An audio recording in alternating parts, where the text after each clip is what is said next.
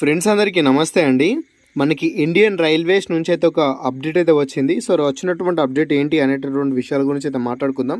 మనకి ఏదైతే official information ఉంటుందో వచ్చినటువంటి ఇన్ఫర్మేషన్ గురించి, అదేవిధంగా ఖచ్చితంగా వచ్చేటటువంటి ఇన్ఫర్మేషన్ గురించి మాత్రమే మన ఛానల్లో ప్రస్తావించడం అయితే జరుగుతుంది. సో లేనిపోని విషయాల గురించి అయితే మనం ప్రస్తావించము. సో అందులో భాగంగానే మనకి government of India ministry of railways నుంచి అయితే ప్రజెంట్ మనకు అప్డేట్ కూడా వచ్చింది. వచ్చినటువంటి అప్డేట్ ఏంటి అంటే ఇది టెక్నీషియన్కి సంబంధించినటువంటి పోస్ట్ అనమాట. Recruitment of technician tentative time lines అని చెప్పేసి మనకొకటి ఈ రకంగా నోటీస్ అయితే వచ్చింది. మినిమం వేకెన్సీస్ కనుక చూసుకున్నట్టయితే 9,000 పైన వేకెన్సీస్ అయితే ఉన్నాయి అని చెప్పేసి వీళ్ళు ఇక్కడ చెప్పడం అయితే జరుగుతుందన్నమాట. అదేవిధంగా దీనికి సంబంధించినటువంటి అఫీషియల్ ఇన్ఫర్మేషన్ మనకి ఎంప్లాయ్మెంట్ న్యూస్ పేపర్లో ఫిబ్రవరిలో వస్తుంది.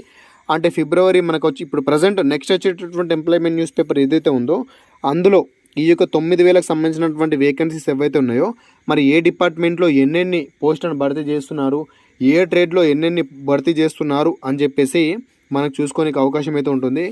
దాంట్లో భాగంగానే దీనికి సంబంధించినటువంటి అప్లికేషన్కి సంబంధించినటువంటి డేట్స్ వచ్చేసి మార్చ్, అదేవిధంగా ఏప్రిల్. ఇది వచ్చేసి మనకు ఫిబ్రవరి అనుకో, నెక్స్ట్ ఫిబ్రవరి కదా, నెక్స్ట్ మార్చు అదేవిధంగా ఏప్రిల్ మధ్యలో దీనికి సంబంధించినటువంటి ఆన్లైన్ అప్లికేషన్ డేట్స్ అయితే ఉంటాయి.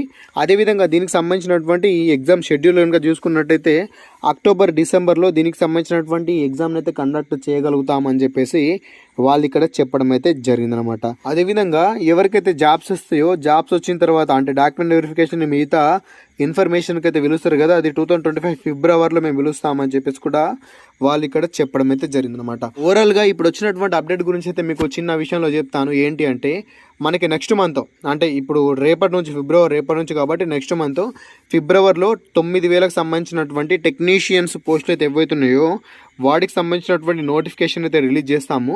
ఆ నోటిఫికేషన్ రిలీజ్ అయిన తర్వాత దానికి సంబంధించినటువంటి అప్లికేషన్ ఫామ్ వచ్చేసి మార్చ్ ఏప్రిల్లో అయితే ఈ యొక్క అప్లికేషన్ తీసుకుంటాము. దీనికి సంబంధించినటువంటి ఎగ్జామ్ ఏదైతే ఉంటుందో ఎగ్జామ్ వచ్చేసి అక్టోబర్ లేదా డిసెంబర్ ఆ మూమెంట్లో 2024లోనే కండక్ట్ చేస్తాము.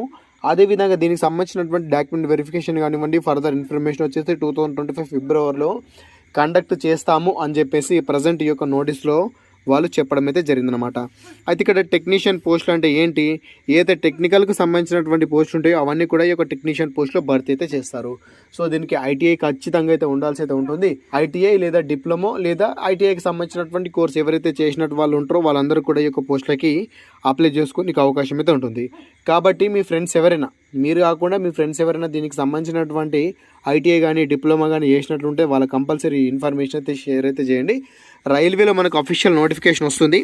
అఫీషియల్ నోటిఫికేషన్ వచ్చిన తర్వాత ఏ ట్రేడ్లో మనకి ఏ క్వాలిఫికేషన్ ఉంటుంది అని చెప్పేసి మీకు క్లారిటీ ఇస్తాను.